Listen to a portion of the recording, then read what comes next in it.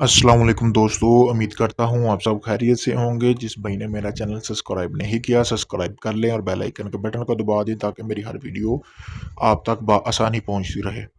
दोस्तों, आज मैं आपके लिए तलाक का अमल लेके आया हूँ, जुदाई का अमल लेके आया हूँ, अदावत का अमल लेके आया हूँ। यानी कि आप दो चाहने वालों में जुदाई करवा सकते हैं, मियाँ बीवी में तलाक करवा सकते हैं। यानी कि अगर किसी किस्म के रिश्ते को आप अलग करना चाह रहे हैं, यानी कि ख़ासतौर जो मियाँ बीवी का रिश्ता है उसको अगर आप अलग करना चाह रहे हैं तो उसके लिए ये एक मुजरब तरीन अमल है। दोस्तों, करना क्या है आपने, मैं आपको बता देता हूँ आपने अमल किस तरह करना है। दोस्तों, आपने एक सफ़ेद रंग का बिल्कुल कोरा कागज़ ले लेना, यानी कि जिस पर कुछ भी ना लिखा हो। उसके बाद आपने करना क्या है, उल्लू का खून ले लेना है। अगर आपको उल्लू का खून नहीं मिल रहा तो आप मुझसे भी ले सकते हैं।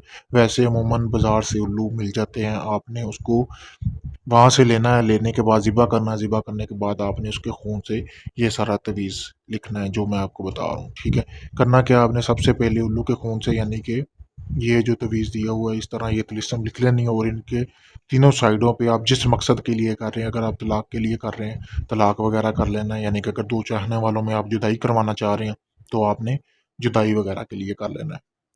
शादीशुदा के लिए कर रहे हैं तो तलाक कर लें। अगर आप वैसे कोई दोस्त वगैरह है या आपस में कोई गर्लफ्रेंड बॉयफ्रेंड में जुदाई वगैरह करवाना चाह रहे हैं तो आप यहाँ पे जुदाई लिख सकते हैं।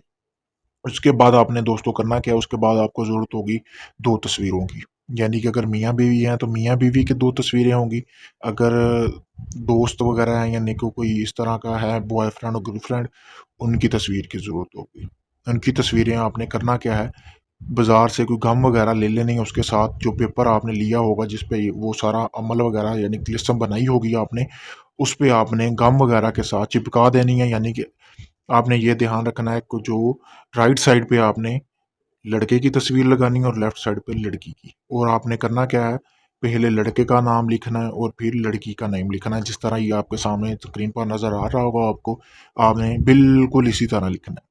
लिखने के बाद आपने करना क्या है, कोई भी भट्ठे से, यानी जो आपका करीबी हो, वहां से आपने 7 ईंटें लेनी है। 7 ईंटें लेनी है, कोई इस तरह की ईंटें नहीं लेनी जो घर में किसी दीवार पे लगी हो, वो पहले इस्तेमाल हुई है, वो नहीं लेनी। बिल्कुल नई ईंटें लेनी है जो कभी इस्तेमाल ना हुई हो।